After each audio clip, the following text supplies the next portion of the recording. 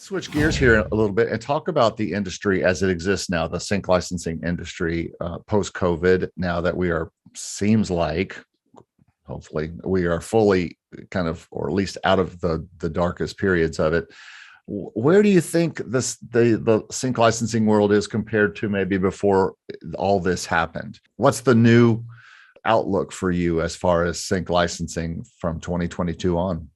I feel that the pandemic obviously just paused everything. It paused the economy, it paused TV, it paused movies. So I feel once everything kind of reopened, we sort of just jumped back to where we were. Like if you go look at the stock market for that time, we had a huge crash and then an immediate bounce back up. And I feel like almost every industry kind of did the same thing, where it was like, yeah, it sucked for a long time there. There was nothing going on, but it was an opportunity to build up your catalog or work on music. But soon enough, after a few months, things opened up and things are back to essentially normal how they were before. There's definitely been some changes in terms of the types of content that are getting placements. Like one of the big ones that was a change during the pandemic was esports. Esports was video game, basically competition shows, that kind of thing.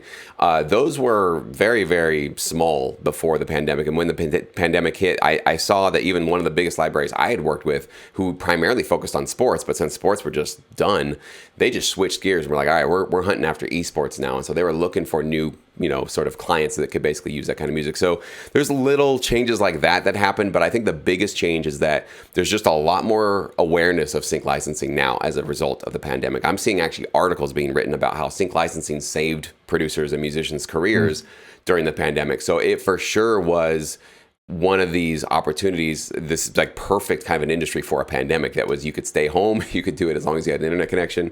So, I think, but that's not like a new thing. So what's been happening since I started sync licensing in 2008 is that obviously more and more producers are becoming aware of it. 2020 for sure exponentially probably blew that wide open, but there's still tons of people that don't know about it.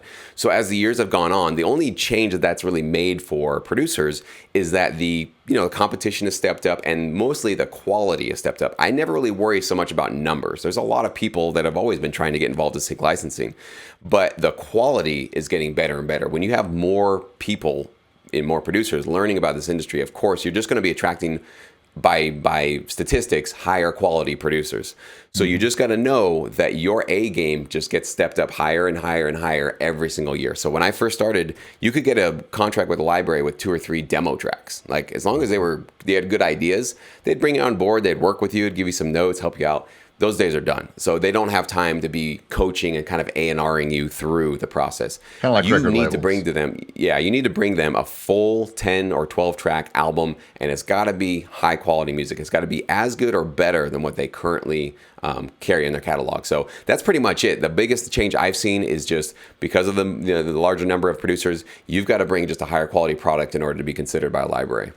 You have to come in kind of developed. You can't expect a library to say, oh, I see a bit of talent here, I will develop them. It's in the same way that labels don't do that anymore either. They expect talent, somebody to bring them something great. As far as you're concerned, it's still a good time to get in, only growing still. I mean, yeah, absolutely. I still believe that like the numbers, this is what usually turns people off. Like, well, there's too many people in it and I don't have a chance. You could make that argument for literally every single industry and business you want to get involved with. There is always too many people, quote unquote, to succeed. I think the counter narrative to that is to find your niche, right? Because you can find a niche in this business, even if it is super crowded, because maybe you create a certain type of hip hop music that infuses world elements that nobody else does as well. Or maybe I had actually one pro feedback member just submit a track and he makes amazing like live Americana country music, like bluegrass Americana country music. Wow. And I'm like, dude, like, yes, there's a lot of people that can get into this business, but almost nobody can do what you're doing. Mm-hmm. So you can really, really do well. So it's all about just discovering your niche and then finding the right library to partner with. And absolutely, I do think that there's always challenges in this industry. And of course, you'll get those people that'll say, well, the sync fees are not as high as they used to be in the early 2000s and obviously the 90s. And, some things obviously haven't gone in our sort of uptrending direction that we wanted them to. But for me, what I see is that like the amount of opportunities, the amount of TV shows, streaming websites, online opportunities, even for the stuff that you've done, even with stock music and all that other stuff, like the amount of opportunities to create income with your music, it's only growing. And I think that's also obviously true with the sync licensing market, because we haven't even dipped into the waters necessarily yet of VR content and AR stuff that's going to be coming on board very, very, very soon. We also have all these new streaming platforms that all have original content that all need new music. Literally. So this kind of stuff, like we can't even imagine, I don't think, the types of entertainment we're going to be consuming in 5 or 10 years.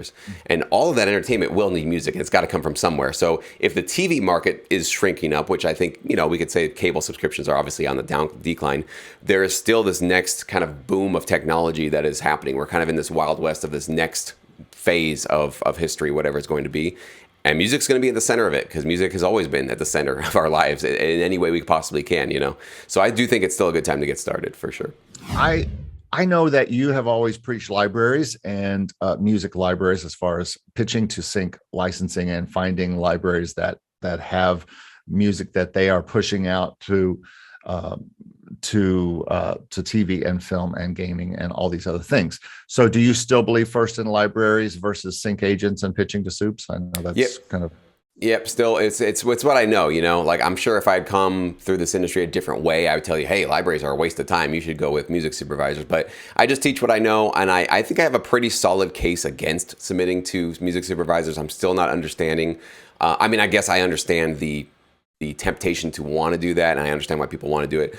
I think the math and the statistics are just not in your favor, and the odds of succeeding in a sustainable way are just not there. I think you can definitely get the right person at the right time with the right track for the right project, right? You can have your arrow go through all these magical, wonderful holes right into the target of getting the placement, but try doing that twice. I don't know. Doing that consistently over and over again is going to be really, really tough. So yeah, I still think music libraries are the way to go. Which do you think is more important in sync? A great music or a great song?